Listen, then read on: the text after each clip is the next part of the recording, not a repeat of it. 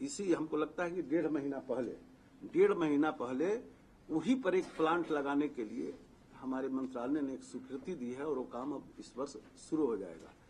और इसी बीच राज्यों में 34,540 डेयरी यूनिटों की स्थापना करने के लिए नाबार्ड ने DDGS स्कीम हेतु लाभार्थियों को 122 करोड़ रुपए जारी किए हैं। पिछले 4 महीने के दौरान राष्ट्रीय बोवाइन प्रजनन कार्यक्रम के तहत 8 परियोजनाओं को लगभग 400 करोड़ रुपए के परिव्यय के साथ ही परियोजनाओं को अनुमोदित हमारे मंत्रालय ने किया है। MSP और SOP का सार ग्रहण तैयार कर अनुवांशिक उन्नयन कार्यक्रमों की गुणवत्ता में सुधार लाने के लिए सभी राज्यों को ये पैसा भेजा गया है। इसी तरह से आपको CHRS यूनिट को, जिसको INAPH डाटाबेस के साथ एकीकृत करने की शुरुआत इस बीच में की गई है। ये जो कुक्कुट है, कुक्कुट हाल में कुक्कुट चारा छोटे और रूमिनेट्स NLM के दृष्टि से इस 4 महीने के अंदर 7 लाख वाणिज्यिक हैचिंग अंडे और 4 लाख वाणिज्यिक चूजों के साथ साथ 6,000 उच्च अनुवांशिक मूल्य पेटेंट हैचिंग अंडे और 33,000 पेटेंट डे पुराने उच्च अनुवांशिक प्रजनन चूजों की आपूर्ति की है। ये चूजे हैं जो पूरे देश में इस 4 महीने के अंदर, उसका आंकड़ा हमने इसमें दिया है।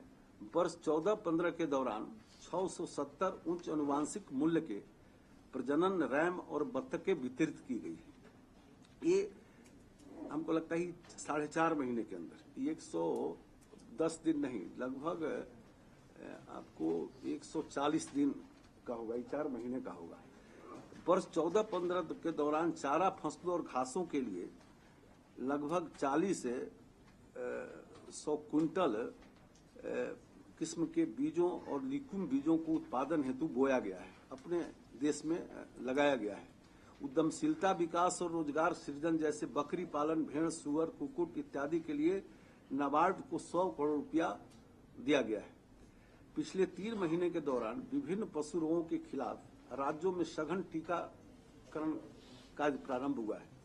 मुंहपका और खुरपा रोग, ये जो सबसे बड़ी बीमारी है छुआछूत का देश में, इसके टीकाकरण के लिए रोग नियंत्रण कार्यक्रम के तहत 161 करोड़ रुपए जारी किए हैं। अभी कई जिले इसमें शामिल नहीं थे, उनको भी हमने शामिल किया है। कुछ राज्य भी इसमें शामिल नहीं थे, तो उन राज्यों को भी शामिल करके लगभग 100 नए जिले, पहले से 221 जिलों में चल रहा था, तो 100 नए जिलों को हमने ये कई वर्षों से योजना चल रहा है 221 जिलों में, तो इस 100 दिन के अंदर या 110 दिन के अंदर हमने इसमें 100 अन्य जिलों को भी जोड़ने का काम किया है।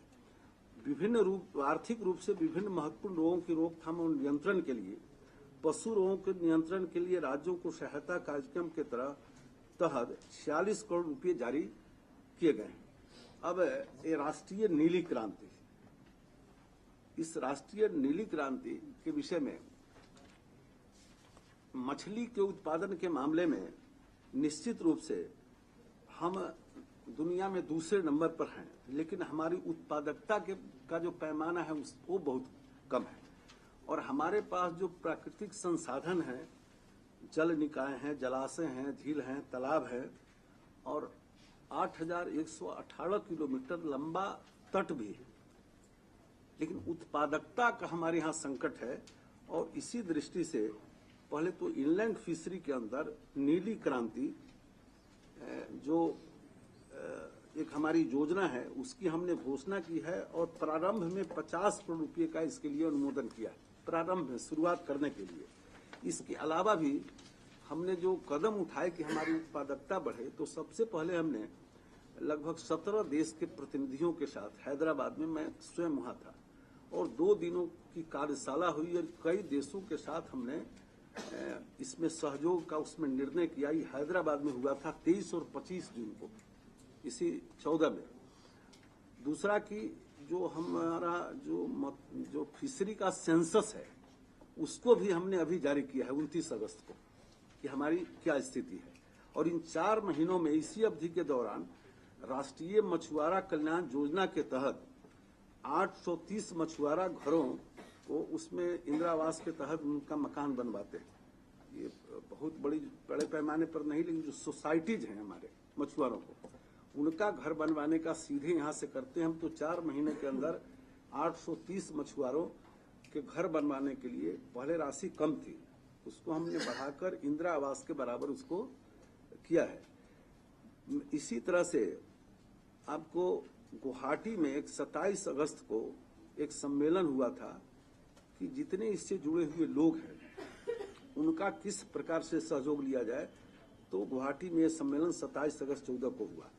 गहरा समुद्र मत्स्य नीति की व्यापक समीक्षा के लिए 2014 के लिए एक विशेष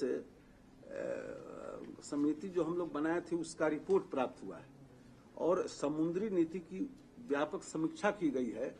और ये सब काम इसी 3-4 महीने के अंदर समुद्री नीति भी हमने एक समीक्षा की है और नया तैयार किया है।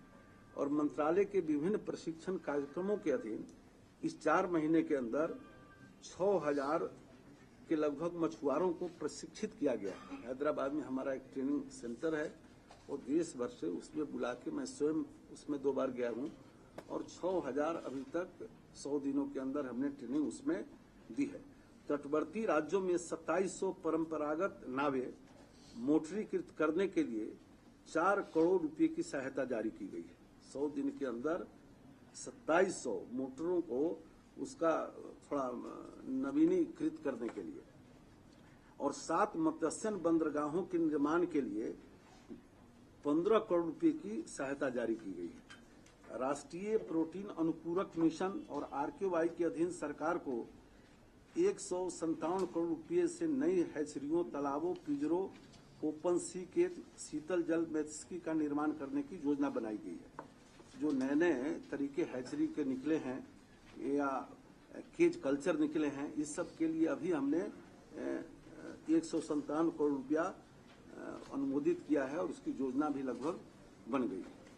अब कृषि के क्षेत्र में विज्ञान, इसकी भूमिका एक बड़ा महत्वपूर्ण, ये हमारे प्रधानमंत्री जी का महत्वाकांक्षी विषय है और शायद इसके बिना कृषि के क्षेत्र में हम बहुत तेजी से प्रगति नहीं कर सकते। तो इस दृष्टि से असम और झारखंड में हम बार बार ये बताते हैं कि आजादी के 67 वर्ष बाद भी अपने देश में सिर्फ एक और एक राष्ट्रीय कृषि अनुसंधान संस्थान, तो 2 ऐसे संस्थान एक झारखंड और एक आसाम में खोलने की प्रक्रिया हमने शुरू कर दी है और इसके लिए राज्य के मुख्यमंत्रियों को पत्र दिया है कि आप जमीन दीजिए, जिस दिन आप जमीन देंगे उसकी राशि आवंटित हो चुकी है, उसमें हम प्रारंभ करेंगे। और इसके अलावा 4 विश्वविद्यालयों के लिए हमने एडवांस पैसा भी दे दिया है, 100 करोड़। ये 4 विश्वविद्यालय हमारे आंध्र, तेलंगाना, राजस्थान और हरियाणा के अंदर होंगे। और हमने स्वयं रांची के अंदर, चूंकि जमीन नहीं लेना था, आईसीआर का जमीन था 120 एकड़, तो इंडियन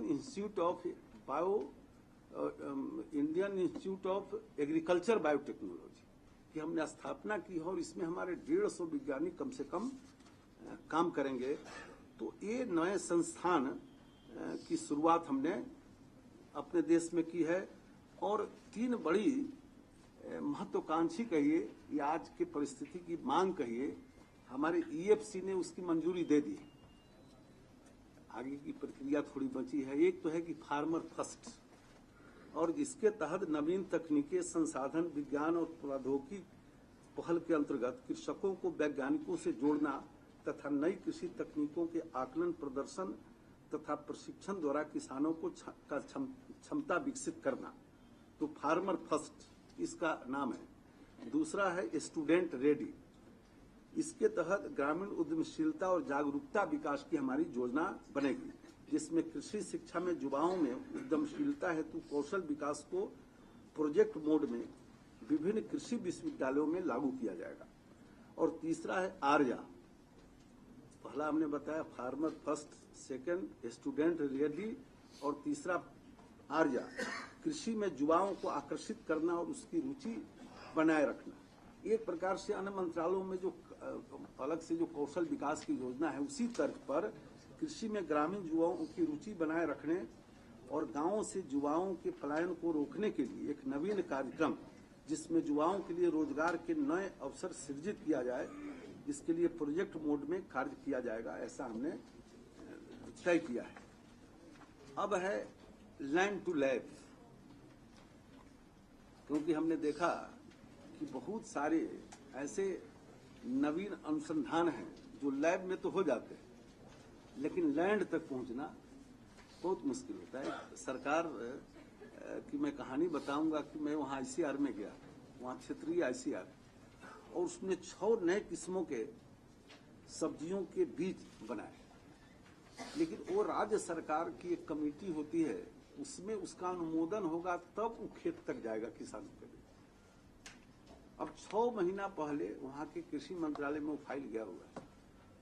संजोग से मुख्यमंत्री जी बैठे थे और उसके पहले हम आईसीआर में चले गए थे। हमने इस बात को बताया, मुख्यमंत्री जी बुलाए अपने एग्रीकल्चर के प्रिंसिपल सेक्रेटरी को, आप दूसरे दिनों वहां से अनुमोदित हो गया, फील्ड में गया, लेकिन 6 महीने तक वो फाइल में पड़ा रहा। लैब टू लैंड ये जो स्थिति है, और इसमें कृषि विज्ञान केंद्रों की भी बड़ी भूमिका होती है हमारी। जी सवाल, इसको हम जरा समाप्त करते हैं। तो ये तो हमने एक राज्य के अंदर जो है उसकी कहानी में बताऊं, लेकिन यहाँ भी हमारा अनुसंधान केंद्र है और जिलों के अंदर कृषि विज्ञान केंद्र। तो इस बीच में हमने 4 नए कृषि विज्ञान केंद्र हमने स्थापित किया है। हम खुद गए थे, उसका शिलान्यास किए हैं, और देश में हमारे जितने कृषि विज्ञान केंद्र हैं उनकी हमने समीक्षा की है, और उनमें बुनियादी सुविधाओं का घोर अभाव है। तो इस वित्तीय वर्ष में हमने संकल्प लिया है कि उनको हम मजबूती प्रदान करेंगे, और इसी बीच हमने उच्च पैदावार वाली 56 उन्नत किस्में जो यहाँ हमारा आईसीआर है उसके अंदर हमने उसको सूचित किया है। उसमें अनाज के 34, दलहन के 6, तिलहन के 4, चारा के 2, सब्जी के 6, फल के 2 और गन्ना के 2 ऐसे उन्नत किस्मों को हमने नोटिफाई करके मार्केट में किसानों के बीच उसको भेजा है। इसी तरह से मखाना की एक उत्तम उन्नत नस्ल का जो बीज है स्वर्ण वैदेही, वो पटना के आईसीआर ने किया था, हम खुद वहां गए थे, और वो किसानों के बीच हो गया है। अंतरराष्ट्रीय स्तर पर गेहूं जीनम श्रृंखला का विश्लेषण किया गया, जिससे रोग प्रतिरोधिता, उच्च उत्पादन एवं जलवायु परिवर्तन संबंधी जीन पर अनुसंधान की नई संभावना का उससे मार्ग प्रशस्त होगा। ये काम हमारे आईसीआर ने किया है।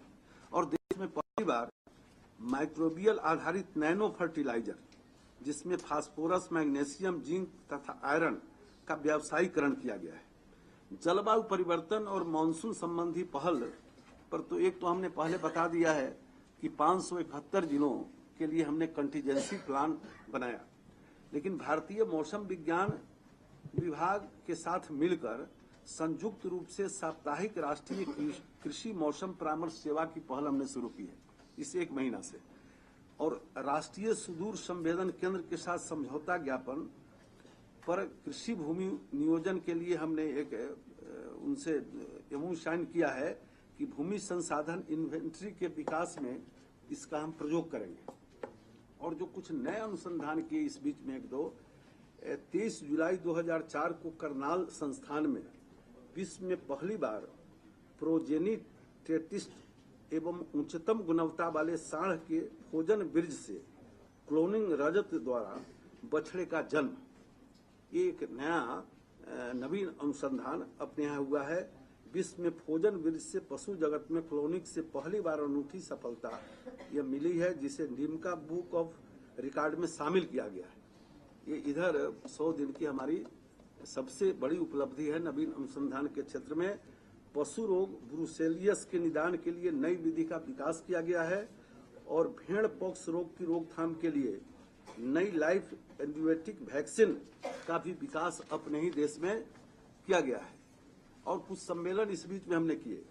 एक तो माननीय प्रधानमंत्री जी की उपस्थिति में देश भर के जितने विश्वविद्यालय हैं या हमारे कृषि विज्ञान जो यूनिवर्सिटी हैं और जो राज्य सरकारों के भी अधिकारी हैं एग्रीकल्चर के और प्रमुख वैज्ञानिकों का एक बहुत बड़ा सम्मेलन 2 दिनों तक चला था, जिसका उद्घाटन प्रधानमंत्री जी ने किया।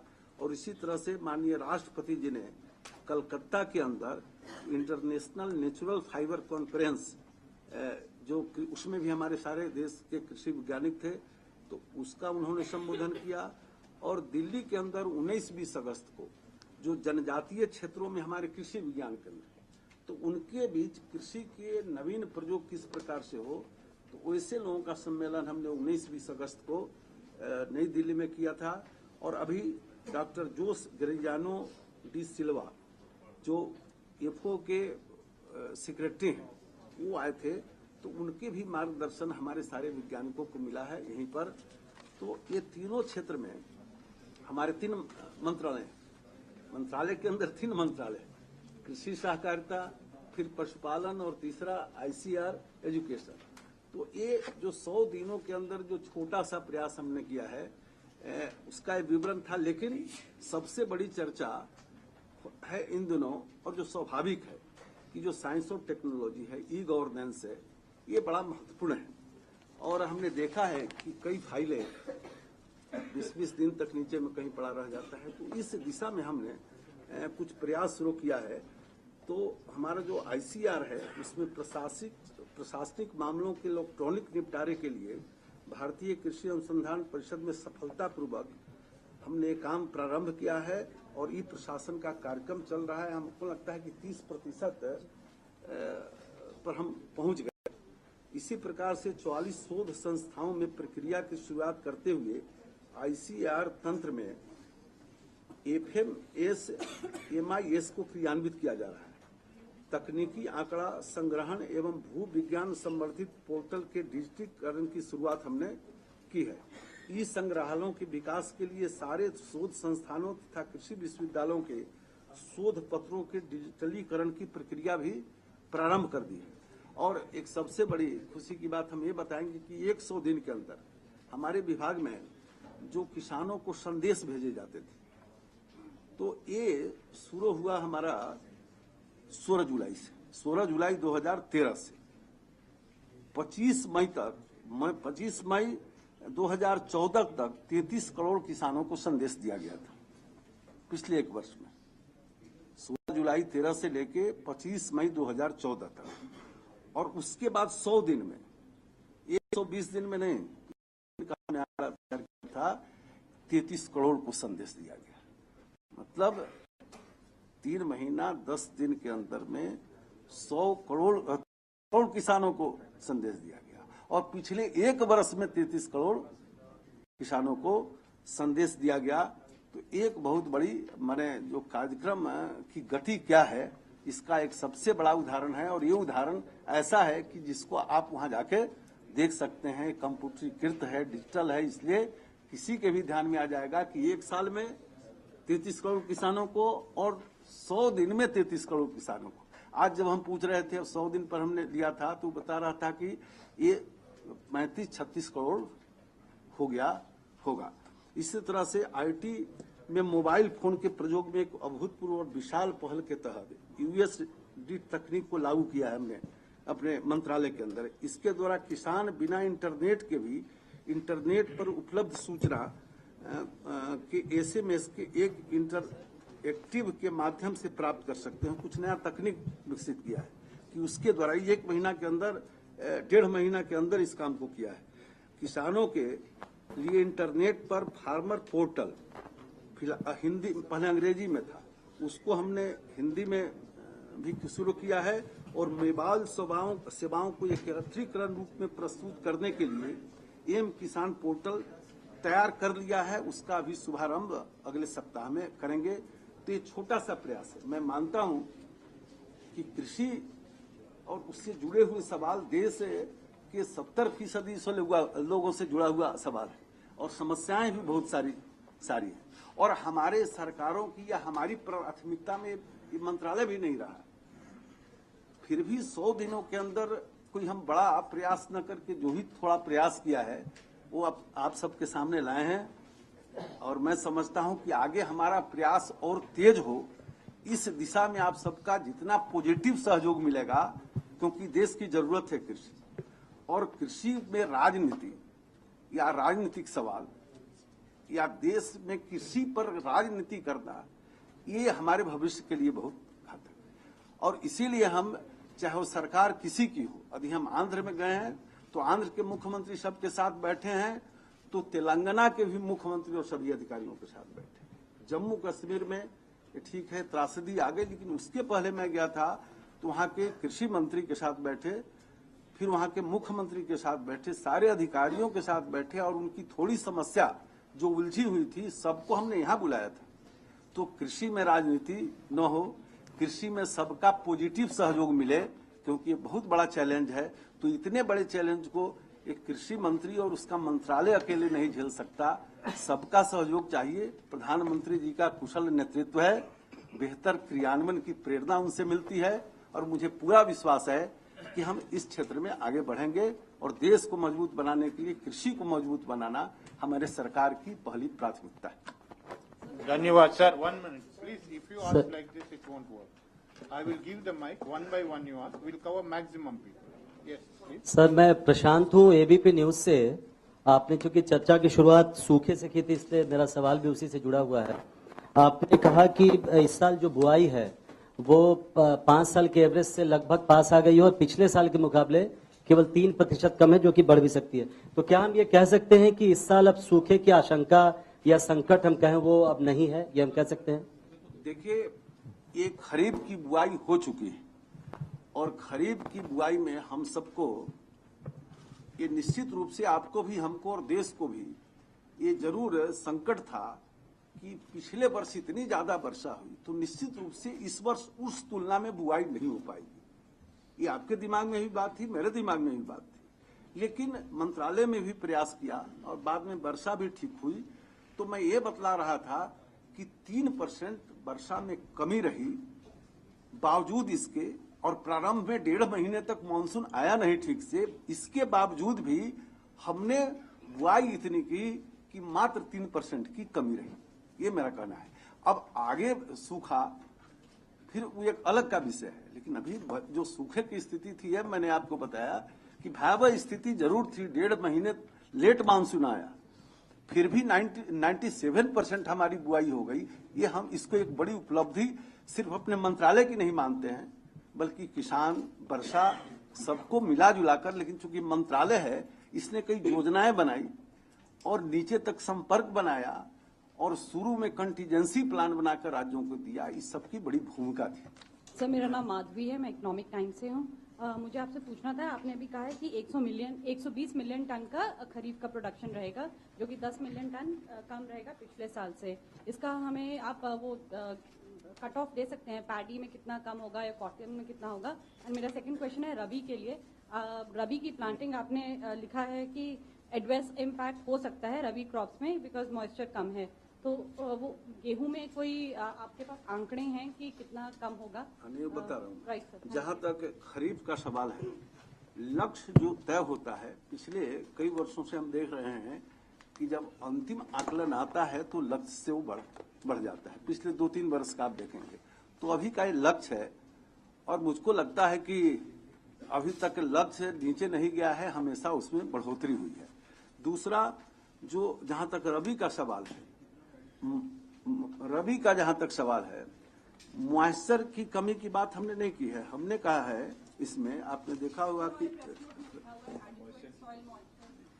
नहीं, बता रहे हैं ना, ये जो रबी है, ये 17-18 सितंबर को देश के सभी राज्यों को, जो लोगों को हमने बुलाया था, और उसमें जो बुआई में कमी रह गई धान का, 3% कम, खरीफ में बुआई कम हुई है। हमने उसमें कार्य योजना बनाई है कि जो बुआई 3% क्षेत्र में कम हुआ है, उसको टारगेट करिए और उसकी पूर्ति रबी में करिए। दूसरा, कि जो इनपुट है वो भी पहले से तैयार रखिए। माने रबी के बुआई की तैयारी के लिए हमने जो बैठक बुलाई थी, और पिछले बार का जहां तक सवाल है, तो पिछले बार रबी मौसम में आपको ये कौन चीज का पूछे, गेहूं का पूछ रहे थे ना, कितनी बुआई हुई पिछले वर्ष? इस बार कितना लग रहा है, इस बार क्या कम रहेगा गेहूं का? नहीं, इस बार नहीं, पिछले बार 25 करोड़ टन का हमारा लक्ष्य था। इस बार का लक्ष्य है 9.40 करोड़ टन गेहूं का। इसी प्रकार से जो रबी धान है वो पिछले वर्ष 1.40 करोड़ टन था, इस बार का हमारा लक्ष्य है 1.40 करोड़, उसी के बराबर का लक्ष्य है। इसी प्रकार से दलहन का पिछले बार 1.20 करोड़ टन था, इस बार हमारा 1.25 करोड़ टन है। इस बार लक्ष्य हमारा ज्यादा है। दलहन और तिलहन दोनों मामले में इस बार थोड़ा हमने लक्ष्य ज्यादा इसलिए बढ़ा है कि पूर्वोत्तर के राज्यों को, कई जिले हैं, कई राज्य हैं, पहाड़ी राज्य, जो पिछले वर्ष राष्ट्रीय कृषि विकास, राष्ट्रीय खाद्य सुरक्षा मिशन के तहत ये राज्य शामिल नहीं थे। उन राज्यों को हमने इसमें शामिल किया है इस बार। जैसे कि आपको, जैसे पंजाब नहीं, पहाड़ी राज्यों में जम्मू कश्मीर, हिमाचल और उत्तराखंड और पूर्वोत्तर के जो बाकी राज्य हैं, हम इनको इस बार उस योजना में शामिल किया है और उस योजना के तहत हम उनको सब्सिडी देते हैं और इसलिए हमारा पूरा विश्वास है कि इस बार पहले से हमारा ज्यादा उत्पादन होगा। नहीं, madam, this is not an interview, please. I mean, less your colleagues also get the. Sir, मेरा नाम देवेंद्र पराशर है, एपीएन न्यूज से। जिस नीली क्रांति की आपने बात की, बिहार में संभावनाएं बहुत ज्यादा है, लेकिन बहुत ज्यादा काम वहां पर नहीं हुआ है। वहां के लिए कुछ विशेष फोकस है क्या इस क्षेत्र में? और दूसरा छोटा सा सवाल है कि राष्ट्रीय कामधेनु प्रजनन केंद्र के लिए कोई राज्य चिन्हित किया गया है कि किस राज्य में ये 2 केंद्र खोले जाएंगे? नहीं, एक तो जो इनलैंड फिशरी है जिसमें आप बोले वो इलाका आता है, तो इनलैंड फिशरी के लिए हम एक योजना बना रहे हैं, नीली क्रांति, जिसके लिए हमने बताया कि 50 करोड़ रुपए का प्रारंभिक हमने उसमें आवंटन किया है और ये योजना बना रहे हैं। और इसका लक्ष्य ही यही है कि जो इनलैंड फिशरी है उसके अंदर इसकी बड़ी संभावना है, बड़े जलाशय हैं, अपने यहाँ तालाब हैं, झीलें हैं, तो ये हमारी योजना है और निश्चित रूप से ये योजना इनलैंड फिशरी के क्षेत्र में प्रभावी भूमिका निभाएगा। राधा मोहन जी, नहीं, हमारे यहाँ 200 से ज्यादा ब्रीडिंग सेंटर्स हैं, जिसमें जो संकर नस्ल या अन्य नस्ल के भी, कहीं 1-2 नस्ल के, कहीं 2-3 नस्ल के संवर्धन का काम उसमें होता है। लेकिन देसी नस्ल के जो 37 गाय और फिर जो भैंस हैं, इनके लिए कोई एक ब्रीडिंग सेंटर देश में नहीं है। एक अन्य कई देशों में देसी नस्ल के पशुओं के ब्रीडिंग के लिए कोई न कोई एक नेशनल ब्रीडिंग सेंटर, उस कमी को पूरा करने के लिए 50 करोड़ रुपए का आवंटन हमको हुआ है और 2 उसमें हम खोलने जा रहे हैं, एक दक्षिण भारत में, एक उत्तर भारत में। नहीं, ये तो नेशनल एक होता, लेकिन हमारे पास पैसा थोड़ा ज्यादा मिल गया तो हम एक के बदले 2 कर रहे हैं, एक दक्षिण के लिए और एक उत्तर के लिए। नहीं तो एक नेशनल ब्रीडिंग सेंटर एक होना चाहिए। लेकिन मेरे पास पैसा 50 करोड़ है और ये 25-30 करोड़ में खो जाता है। उसके लिए हम जमीन मांगे हैं। जमीन उत्तर प्रदेश को ही बोला है, दिल्ली के आसपास कहीं मिल जाए और फिर दक्षिण के राज्य में। राधा मोहन जी, मधुरेंद्र न्यूज नेशन से मेरे 2 सवाल हैं। एक कृषि उत्पादन को लेकर और एक जो इंस्टीट्यूशनलाइज करप्शन जो है कृषि के क्षेत्र में, उसको लेकर। ग्रीन रेवोल्यूशन के बावजूद जो है वह, अगर हम देखें भारत और चाइना में, तो गेहूं का उत्पादन चाइना में भारत के तुलना में 4 से 6% ज्यादा है। आपने एक बात कही जेनेटिक इंजीनियरिंग को चना के बीज के क्षेत्र में लाने के लिए, तो मैं जानना चाहता हूं कि वीटी ब्रिंजल के को लेकर सरकार का स्टेटस क्या है, और बाकी और बीज और जो फल और सब्जियों के उत्पादन को बढ़ाने की बात है, उसमें जेनेटिक इंजीनियर को लेकर सरकार का स्टेटस क्या है, और क्या चाइना से इस सहयोग पर भी बातचीत हुई है? दूसरा सवाल मेरा है, दूसरा सवाल इसी के साथ मैं पूछ लेता हूं, वह है कृषि क्षेत्र में भ्रष्टाचार को लेकर, लोन से लेकर फसल बीमा से लेकर और बिचौलिए तक की समस्या जो कि किसानों की जेब पर भारी पड़ती है, उसको खत्म करने के लिए सरकार किस हिसाब बढ़ रही है? ये जो भ्रष्टाचार है कृषि के विकास की योजनाओं में, आपको ध्यान में होगा कि हर ब्लॉक के अंदर कम से कम 25-30 अफसर हैं। गांव में किसान सलाहकार, किसान मित्र, ब्लॉक एग्रीकल्चर अफसर, हॉर्टिकल्चर अफसर, तो ये लगभग हर जिला में 250-300 और हर ब्लॉक में 20-25 अधिकारी हैं कृषि के। और कृषि राज्य का विषय, उनकी नियुक्ति से लेकर उनके ट्रांसफर, पोस्टिंग और मॉनिटरिंग तक का काम राज्य सरकारें करती हैं, जहां की राज्य सरकारें कुशल है। कई राज्य आपके ध्यान में होगा जहां कृषि के विकास की योजनाओं में बहुत हेराफेरी नहीं है, और कुछ राज्य हैं जहां बड़े पैमाने पर लूट है। तो इसका उपाय है कि जिन राज्यों में कृषि के विकास की योजनाओं में सरकारी मशीनरी लूट नहीं करती है और उनका कृषि विकास दर बड़ी तेजी से बढ़ रहा है, तो देश में जिस राज्य में इस प्रकार की गड़बड़ी नहीं होती है और कृषि विकास दर बड़ी तेजी से बढ़ रही है, वैसे ही व्यवस्था उन राज्यों में भी स्थापित हो ताकि ये काम न हो। ये सबसे अच्छा उपाय मेरे समझ में। राधा मोहन जी बीटी बीज का जहां तक सवाल है, मामला सुप्रीम कोर्ट में, और सुप्रीम कोर्ट में यदि कोई मामला है तो उस पर एक मंत्री के नाते मैं कोई प्रतिक्रिया नहीं दे सकता। राधा मोहन जी इस तरफ राधा मोहन जी, भारत राइस और व्हीट प्रोडक्शन में नंबर 2 है, विश्वगत 2 नंबर कंट्री। कब आप सोचते हैं भारत इन 2 कमोडिटी में नंबर 1 हो पाएगी? कोई लक्ष्य आपने रखा है? देखिए, अपने देश में जो बड़ा संकट है, हम जिसमें 1 नंबर पर भी है, उसमें भी उत्पादकता के मामले में पीछे है। दूध में 1 नंबर पर है लेकिन उत्पादकता में बहुत पीछे हैं, और जिसमें 2 नंबर में है उसमें भी उत्पादकता में पीछे हैं। तो पहली जरूरत देश में है उत्पादकता बढ़ाना, ये सबसे बड़ी आवश्यकता है। यदि किसी भी क्षेत्र में आगे जाना है, किसी भी फसल के मामले में यदि दुनिया में 1 नंबर पर जाना है तो उत्पादकता बढ़ाना उत्पादन के साथ, ये हमारी पहली आवश्यकता है। सर, मैं लक्ष्मी फ्रॉम पीटीआई। वो ये खरीफ प्रोडक्शन का ब्रेकअप दे दीजिए सर। खरीफ का ब्रेकअप लिखो आप। ऐसे हमने खरीफ का बताया कि आपको बता रहा हूं मैं। खरीफ का जो इस वर्ष का हमारा है 14-15 का लक्ष्य 12 करोड़ टन का है। 12 करोड़ टन का है ये लक्ष्य है।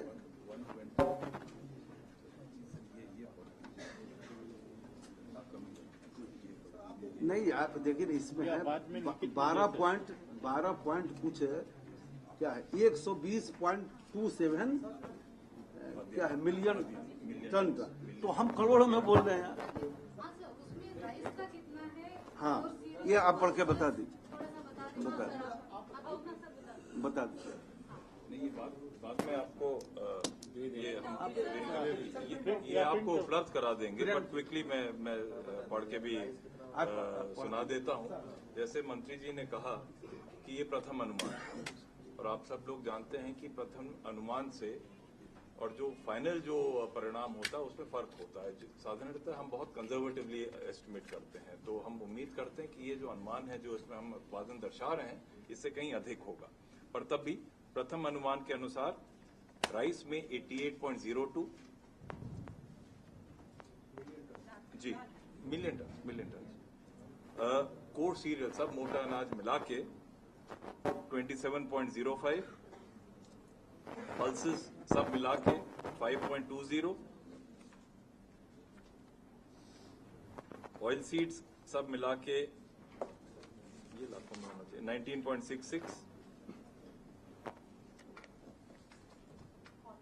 कॉटन 346.2 मिलियन बेल्स,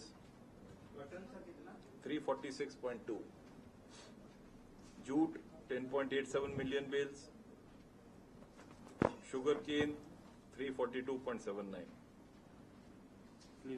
और ये आप सबको उपलब्ध करा देंगे। मैं शरद शर्मा हूं, एनडीटीवी इंडिया से। मंत्री, आजादी के 67 साल के इतिहास में पहली बार ऐसा हुआ है कि जो वेस्टर्न यूपी के फार्मर्स हैं वो सुसाइड कर रहे हैं, और ये भी आप ही के कार्यकाल में हो रहा है। तो कितनी जिम्मेदारी आप इन सुसाइड्स की लेंगे, और ये बताइए कि कैसे आपकी सरकार पहली सरकार से अलग है, क्योंकि सुसाइड पहली सरकार में भी हो रहे थे और आपकी सरकार में भी हो रहे हैं। आपका ये कहना सही है कि ये सुसाइड मेरी सरकार में हुई है, लेकिन ये है कलयुग। सतयुग में और त्रेता में जो पाप करता था वो उसका प्रायश्चित करता था, लेकिन कलयुग में पाप कोई करता है और प्रायश्चित किसी को करना पड़ता है। ये कलयुग में हम करेंगे। आपका सवाल ठीक है, लेकिन ये सतयुग और त्रेता नहीं। यहाँ तो पाप कोई करेगा, प्रायश्चित किसी को करना, सजा किसी को मिलेगी। निश्चित रूप से ये दुखद है और हमारा प्रयास होगा। हम जो अभी आपसे चर्चा की कि 67 वर्षों के अंदर अन्य क्षेत्रों में हमने काफी प्रगति की, उसके तुलना में कृषि की प्रगति उल्लेखनीय नहीं है। हमारा यही प्रयास हो रहा है कि हम उल्लेखनीय प्रगति करें। और आपको ये भी हमने कहा कि इसके लिए औजार में गड़बड़ी नहीं है, औजार ठीक है, कारीगर कुशल नहीं रहा होगा। अब देश को कुशल कारीगर मिला है, औजार सब ठीक से काम करेगा और इस समस्या से हम निपटेंगे और इसका समाधान करेंगे। सर, मैं अमितेश सिंह, न्यूज नेशन से। सर, मेरा सवाल है कि रेल दूध नेटवर्क के बारे में जो आपने कहा है, तो उसकी डेडलाइन क्या है, कब से इसकी शुरुआत होगी और क्या उन इलाकों को, उस रूट को आपने चिन्हित किया है अपने मंत्रालय की तरफ से? अभी हमने बताया कि हमारे पास डिब्बों की कमी है और प्रधानमंत्री जी ने जो बैठक बुलाई थी जिसमें हमारे रेल के अधिकारी भी थे, सब लोग थे, तो उन्होंने 30 डिब्बों के निर्माण का काम शुरू कर दिया है। हमारा लक्ष्य 100 तक का जाने का है और ये मार्ग पहले से चिन्हित है, लेकिन इसकी हम योजना भी बना रहे हैं। डिब्बा भी बनने में थोड़ा टाइम लग रहा है, लेकिन इसकी योजना हमारी बन रही है और निश्चित रूप से दूध का एक रेल नेटवर्क निश्चित रूप से अच्छा हम देश में खड़ा करेंगे। सर, गौरव लाइव इंडिया टीवी से। आपने सर एक टीम बनाई थी, सेंट्रल इंटर मिनिस्ट्रियल टीम, जो हरियाणा में सूखे की समस्या को लेकर गई थी।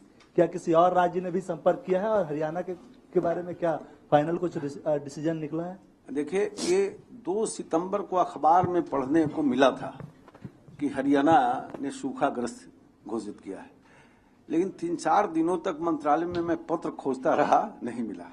सामान्यतया जब तक पत्र नहीं आएगा तब तक टीम नहीं हम भेज सकते हैं ऑफिशियल। तो जो पत्र आया हमने तुरंत वहां टीम भेजा है। 2 दिन तक हमारे सारे अधिकारी रहे हैं और वहां अंतिम बैठक करके उनसे कहा जी आप आंकड़े दो, तो आंकड़े देने में वो समर्थ थे और कहे जी बाद में भेजेंगे। जब आंकड़ा उनका आ जाएगा तुरंत फिर हमारी हाई लेवल कमेटी बैठेगी और जो वित्तीय गाइडलाइन है उस आधार पर हम सहायता देंगे। इसी तरह से अखबार में 3 दिन पहले हमने उत्तर प्रदेश का सुना, लेकिन कल शाम तक तो मंत्रालय में चिट्ठी नहीं आई थी। आज बताइए, आज चिट्ठी आई है, मंत्रालय गए थे। लेकिन मैं आपको विश्वास दिलाता हूं कि मैं तो जिस समय सूखा की चर्चा हो रही थी जुलाई में, जब -22 पर वर्षा थी, उस समय से मैं लगातार कह रहा हूं कि सूखाग्रस्त घोषित करिए, हम तुरंत पहुंचते हैं। और राज्यों के पास SDRF के फंड हैं, उसमें 75% हमारे केंद्र सरकार की राशि है। आप जल्दी सूखाग्रस्त घोषित करिए, खर्चा करिए और हमको पत्र दीजिए, हम आकलन करेंगे और मदद के लिए तैयार बैठे हैं। और आपको ध्यान में है कि हम कितने मुस्तैद हैं। कोसी में बाढ़ का प्रलय आने वाला है, प्रलय आने वाला है। राज्य सरकार कहां थी? हमारी सेना पहुंच गई, NDRF की टीम पहुंच गई, डॉक्टर पहुंच गए। और कश्मीर की घटना आपको उदाहरण होगा कि देश की सेवा करने के मामले में कुशल कारीगर देश को मिला हुआ है। कहीं कंजूसी नहीं की जाएगी। अच्छे निर्माण, अच्छे योगदान का हमारा संकल्प है। सर, मैं दीपाली हूँ, CNBC आवाज से। सर, अभी आपने उत्तर प्रदेश की बात करी, मेरा सवाल भी उत्तर प्रदेश से ही है। एक दिन पहले ही ये बताया गया कि अखिलेश सरकार की तरफ से ये घोषित कर दिया गया है कि 75 में से 44 जिले ऐसे हैं जो सूखा प्रभावित है और केंद्र सरकार से उन्होंने अतिरिक्त 6,000 करोड़ रुपए फंड की मांग की है। तो इस दिशा में क्या आगे एलोकेशन जो है वो कब तक दिया जाएगा उनको? देखिए, मैं फिर आपको बता रहा हूं कि कल शाम तक उनकी चिट्ठी नहीं आई थी। चिट्ठी ज्यों उनकी आ जाएगी, सूचना ज्यों आ जाएगी। आखिर सूखा राज्य संघात्मक शासन व्यवस्था में कोई राज्य यदि कुछ करता है तो मौखिक नहीं, उसका लिखित भी आना चाहिए। और जब तक लिखित नहीं आएगा, ऐसे तो मौखिक हम जा रहे हैं, परसों बनारस जा रहे हैं, लेकिन हम जाएंगे तो क्या करेंगे? हम कल जा रहे हैं उत्तर प्रदेश में, लेकिन जब तक कोई लिखित सूचना नहीं आएगी तब तक हम अधिकारी को ले जाकर, अब वहां के अधिकारी हमको रिस्पॉन्स नहीं करेंगे, तब क्या करेंगे?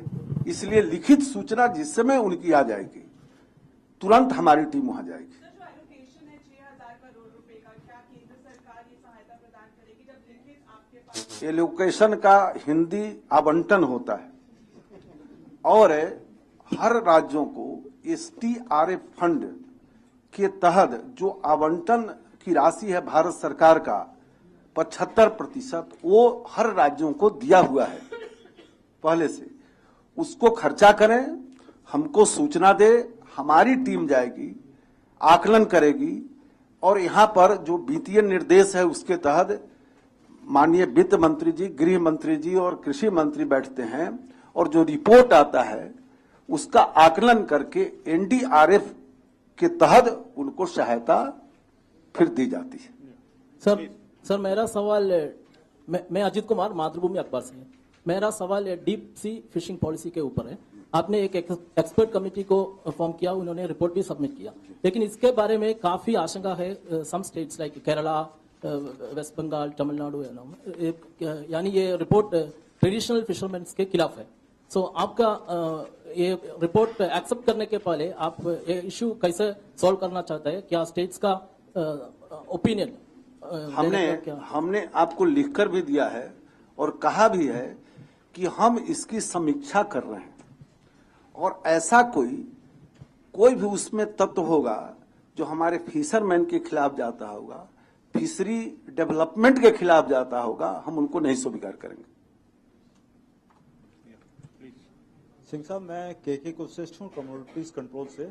मेरा सवाल है कि जो मौजूदा जो फसल वर्ष है 14-15, इसके दौरान आर्थिक विकास दर आप कितनी एक्सपेक्ट कर रहे हो और पिछले साल जो थी उससे क्या इंक्रीज आप एक्सपेक्ट करते हैं? हमको लगता है कि वित्त मंत्री जी का प्रेस कॉन्फ्रेंस हुआ होगा, लेकिन फिर भी हमने जो अखबारों में पढ़ा है आर्थिक विकास दर देश का, कृषि का पूछ रहे हैं ना, देश का पूछ रहे हैं, कृषि का। अच्छा, कृषि विकास दर निश्चित रूप से जो एक तो सरकार बनने के तुरंत बाद जो परिस्थितियां निर्माण हुई, सूखा और बाढ़, इस प्रतिकूल परिस्थिति में हम जहां हैं वहां खड़ा रहें, पीछे नहीं जाए, ये हमारे सामने सबसे बड़ी चुनौती है।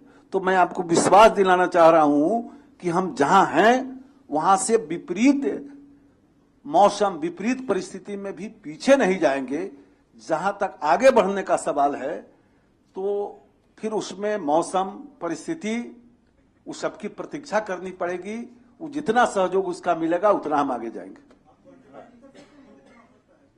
मैंने बताया फिगर कि आज जो हमारे विपरीत मौसम, बाढ़, सूखा, इस सबके बावजूद हम जहां फिगर है वहां हम खड़ा रहे, ये सबसे बड़ी हमारी सामने चुनौती। राधा मोहन जी, मेरा सवाल प्याज को लेकर है। नेफेड की माने तो प्याज का 40% स्टॉक बचा है, 60% खर्च हो गया है। ऐसी स्थिति में और नई फसल जो आएगी वो नवंबर के पहले वीक में आएगी। वो ऐसी स्थिति में अगले महीने माना जा रहा है कि प्याज के दाम बढ़ सकते हैं, फिर से 60, 70, 80 जा सकता है। क्या सरकार की कोई तैयारी है इससे निपटने के लिए? हमारी सरकार जिस दिन बनी उसी दिन हमने प्राइस स्टेबलाइजेशन फंड बनाया है और मैंने आपको बताया, लिखकर भी दिया हुआ है, उसमें बहुत साफ है कि प्राइस स्टेबलाइजेशन फंड के माध्यम से प्रारंभ में आलू तथा प्याज तथा बाद में अन्य सब्जियों को से खरीद कर भंडारण कर उपभोक्ताओं को उचित दर पर बेचने का हमने काम शुरू किया है और आगे किसी भी कीमत पर हम दाम नहीं बढ़ने देंगे। हेलो, हाँ मंत्री जी, मेरा नाम मनोज है, इकोनॉमी इंडिया से। मेरा कुछ नीतिगत सवाल है कि किसानों को लाभकारी मूल्य देने की नीति इस सरकार भी कह रही है और पहले भी ये दावा किया जाता रहा है, और जो खाद्य नीति है जो एक तरह से सब्सिडाइज, उन्हीं के अनाज को सब्सिडाइज कर कंज्यूमर को दिया जाता है, ये दोनों नीति आपको नहीं लगता कि एक दूसरे की विरोधाभासी है? क्योंकि जो खाद्य सब्सिडी है वो दरअसल प्रोड्यूसर सब्सिडी नहीं है, वो कंज्यूमर सब्सिडी है। किसानों को जो सब्सिडी दिया जाता है वो इनपुट पर दिया जाता है और उनके प्राइसेस के वैल्यूएशन के हिसाब से वो -2% पड़ता है। तो एक तरफ अगर किसान के अगर ज्यादा लाभकारी मूल्य और जीवन स्तर बेहतर बनाने की बात है, दूसरी तरफ पॉपुलिज्म जो है वो अनाजों के वितरण को लेकर के होता है, तो इन दोनों विरोधाभासी नीतियों पर इस सरकार का भी नीतिगत स्पष्ट रुख कब तक आएगा और आप इस बारे में क्या नजरिया रखते हैं? देखिए, किसान हो या उपभोक्ता, ये दोनों को हम सब्सिडी देते हैं, और जिस प्रकार से 70% लोग कृषि पर निर्भर है, यही देश का सबसे बड़ा उपभोक्ता वर्ग भी है। जो किसान है वही देश का सबसे बड़ा उपभोक्ता क्लास है। तो सब्सिडी चाहे किसान को या उपभोक्ता को जो दी जा रही है, ये हम सब्सिडी उनको सीधे नहीं देते हैं, हम कंपनियों को देते हैं। ये बड़ा दुर्भाग्य है देश का कि हजारों हजार करोड़ रुपया उपभोक्ता कहिए या किसान कहिए, जिसके हाथ में जाना चाहिए वो पैसा बड़े बड़े कंपनियों को जा रहा है। हम इस पर काम कर रहे हैं और हमारी कोशिश होगी कि सब्सिडी के जो पैसे हैं वो सब किसान के खाते में जाए, उपभोक्ता के खाते में जाए, और शायद जनधन योजना जो हमारे प्रारंभ हुआ है, हम आगे चल के उसी खाते में जितने सब्सिडीज हैं हम उनको देने की प्रक्रिया शुरू करने वाले हैं। और जहां तक लागत मूल्य का आपका सवाल था, निश्चित रूप से किसान को लाभकारी मूल्य मिलना चाहिए, लेकिन लाभकारी मूल्य के लिए जो सबसे पहली आवश्यकता है कि कम लागत और अधिक उत्पादन, ये पहली आवश्यकता है। और उस दिशा में हमारी सरकार अपने कदम तेजी से बढ़ाने शुरू किए हैं। इस बजट के बाद हमारी जितनी योजनाएं आई या जितनी हमने चर्चा की है, उसके पीछे हमारा लक्ष्य यही है कि हम उत्पादकता बढ़ाएं और लागत खर्च कम करें। सर, एक सवाल है, राइस का जो एरिया है वो लगभग सेम है लास्ट ईयर से, तो ये फॉल 3 मिलियन टन का फॉल कहां से आ रहा है? कहां पे डैमेज हुआ है? क्रॉप क्या हुआ है sir? Because initially there was drought, now it is flooding, so what is the damage? Rice जो खरीफ था उसमें भी है और रबी है उसमें भी है, दोनों में राइस है। तो अभी आपने जो आंकड़े बताए, हम दोनों के आंकड़े बताए, 88 मिलियन टन, तो लास्ट ईयर का जो प्रोडक्शन था 92 मिलियन टन था, तो लगभग 3 मिलियन टन का फर्क है सर। बट आपका जो एरिया रबी का पूछ रहे हैं ना? नहीं सर, खरीफ का नहीं, खरीफ का तो हमने बताया कि इस बार का अनुमानित 12 करोड़ टन है। एक खरीफ में सिर्फ राइस नहीं है, एक मिनट, इसमें गेहूं है, राइस है, दोनों चीज है और मोटे अनाज है। तो एक अनुमानित जो है, आप पिछले वर्ष भी देखिएगा, जो अनुमान होता है उत्पादन का जो अंतिम होता है वो बढ़ता है। नहीं, मेरा सवाल ये है सर, आपका जो एरिया है राइस का, हमें जो डेटा मिलता है हर फ्राइडे को डेटा मिलता है, उस एरिया के हिसाब से राइस का जो एरिया है वो पिछले साल से अनचेंज है, बेसिकली लिटिल चेंज, मतलब वो लगभग सेम है। तो आपका 3 मिलियन टन का फॉल कहां से आ रहा है? बिकॉज आपने बताया 88 मिलियन टन का प्रोडक्शन फर्स्ट एस्टिमेट के हिसाब से, और आपका जो लास्ट ईयर का प्रोडक्शन है दैट इज 91.7 मिलियन टन। तो ये 3 मिलियन टन का फर्क कहां से आ रहा है सर? कहां पे डैमेज हुआ है, क्रॉप कुछ हुआ है सर? ये खरीफ का जो खाद्यान्न उत्पादन है, इसमें सिर्फ राइस का ही एरिया नहीं है, इसमें गेहूं का एरिया भी है, बाजरा का भी एरिया है, ज्वार का भी एरिया है। अच्छा, आप बताइए। First of all, let me clarify. The figures that we have given you are just the first estimates. Like the minister has said, this figure is likely to increase over time. One. Secondly, there's still a lag in sowing in the south, in Tamil Nadu, Andhra Pradesh. In fact, the area will increase, will keep increasing. We should not have a distinct, I mean, it's Kharif and Rabi seasons, the duration is not the same across the country. We must appreciate that. So in Andhra and Tamil Nadu, sowing is still going on, the Samba crop in Tamil Nadu, for instance. That's number 2. Number 3, as you are already aware, there was delayed onset of the monsoon. And the first half of the monsoon was very poor. Obviously, that's going to have an impact on productivity. It doesn't mean that, the crop gets damaged by other but late sowing itself results in lack of productivity. And of course, we have suffered through floods in parts of UP, of Bihar, of Assam and other areas. So all this is there. But जैसे माननीय मंत्री जी ने कहा है, अभी किसी भी नतीजे या आंकड़े पे, नंबर पे फोकस करना जल्दबाजी होगी। हमें अपेक्षा करनी चाहिए कुछ और महीनों की, आपके पास ठोस आंकड़े प्रोडक्शन के आ जाएंगे, तब आपको मालूम पड़ेगा कि वास्तविकता क्या है। अभी तक तो ये सिर्फ अनुमान है, और जैसे मैंने पहले कहा, अनुमान ये हम जानबूझ के हम कंजर्वेटिवली करते हैं। मंत्री जी, मेरा नाम मनोज शर्मा है, A to Z news channel से हूँ मैं। हम लेफ्ट टू लैंड की बात करते हैं, लेकिन 90% जो किसान है वो पुरानी किस्में बोने को बेबस है, नहीं पहुंच पाती उसके साथ। आप लेम में रखिए, बात करिए, लेकिन जो आम किसान है वो पुरानी किस्में बोने को लगातार दशकों से वही किसान बो रहा है। तो ये जो चीजें गैप जो है वो नहीं फिल हो पा रहा। अगर ये हो जाए तो बहुत सारी चीजें प्रॉब्लम सॉल्व हो जाएगी।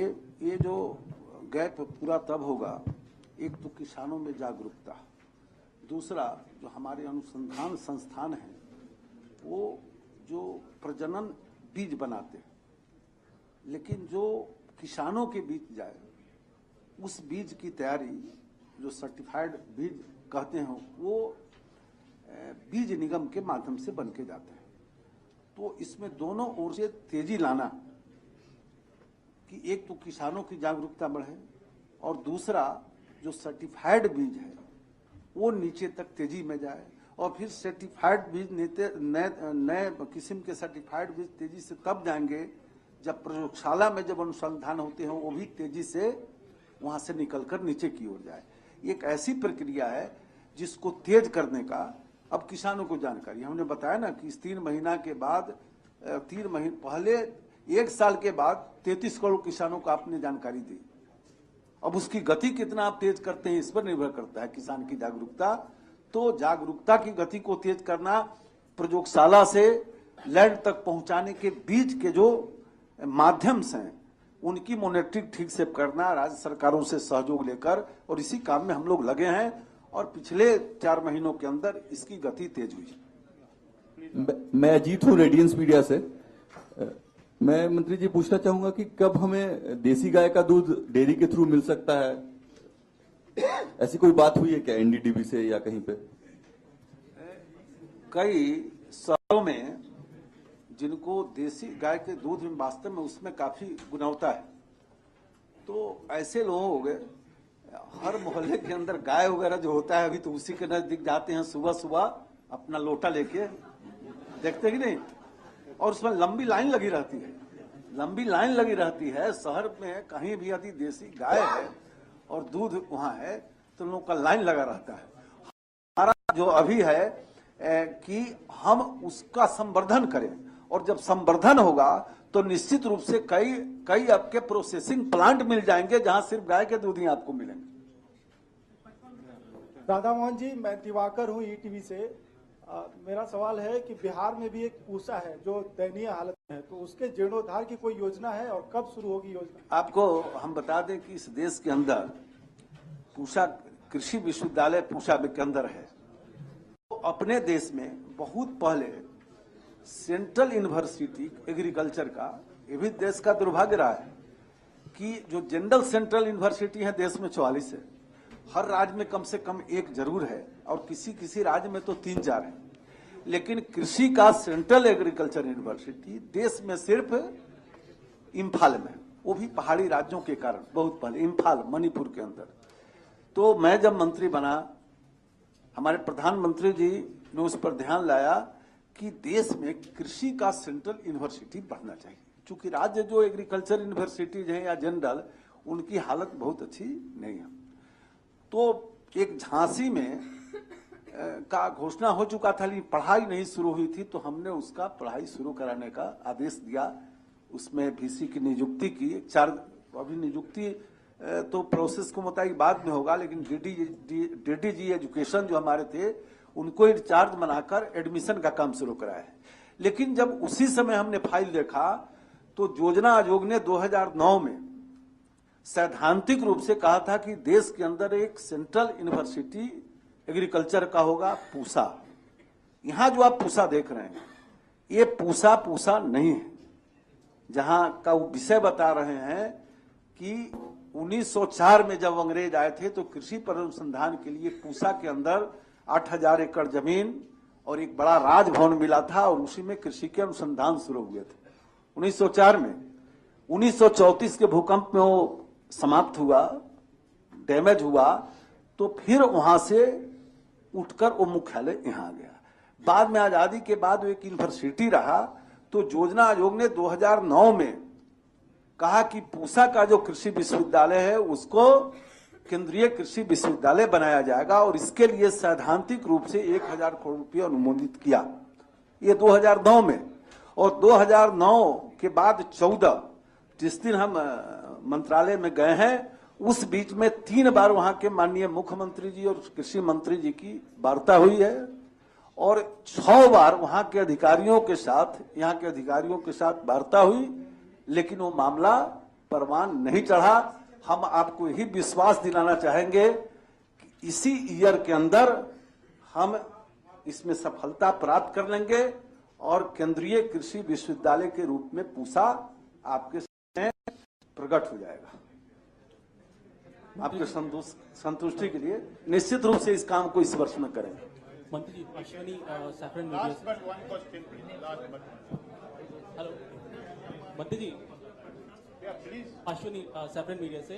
अभी रिसेंटली प्राइम मिनिस्टर्स ऑफिस ने डायरेक्शन दिया है कॉमर्स मिनिस्ट्री को कि 9 एग्री कमोडिटीज का इंपोर्ट जिनका $100 मिलियन से का बिल है उसको कम किया जाए। उसमें प्रमुखता है तिलहन है, दलहन है, ऑयल सीड्स है, वेजिटेबल ऑयल। और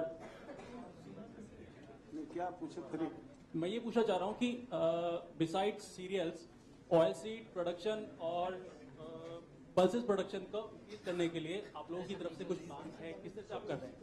देखिए, हम अपने देश में तिलहन और दलहन को छोड़कर बाकी सभी क्षेत्रों में आत्मनिर्भर हैं और हमने आपको इस बार टारगेट भी बताया कि किस प्रकार से पिछले बार से हम इस दोनों क्षेत्रों में थोड़ा ज्यादा लक्ष्य रखा है विपरीत परिस्थिति के बावजूद।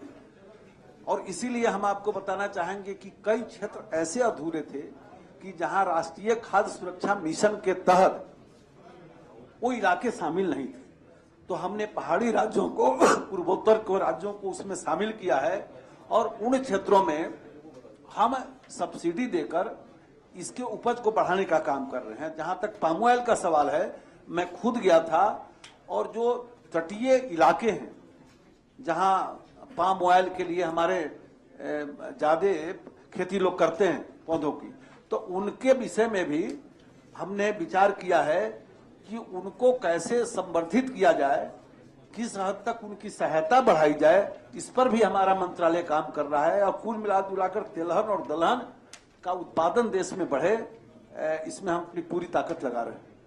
थैंक यू, धन्यवाद sir. Please join us for T at the back of the hall.